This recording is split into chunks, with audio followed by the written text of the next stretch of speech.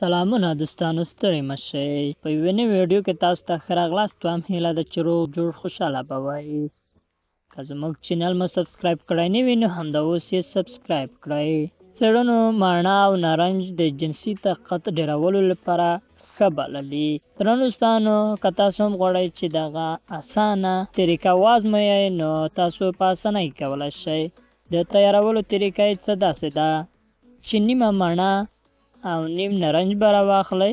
د مڼې څخه به پوټکی لرې کړئ او ټوټه ټوټه به یې کړئ. په یوه کاسه کې به یې واچوئ. دوهم قدم کې به د نارنج هم همداسې ټوټه ټوټه کړئ او پوټکی به هم ځینې لرې کړئ. دریم قدم کې به مڼه او نارنج یو ګیلاس ته واچوئ. همدغه کوچنۍ کوچنۍ ټوټې به یوه ګیلاس ته واچوئ. څلورم قدم کې به یو ګیلاس شیدې د نارنجو او مڼو ګیلاس ته هم واچوئ او په مکسر کې به یې مکس کړئ.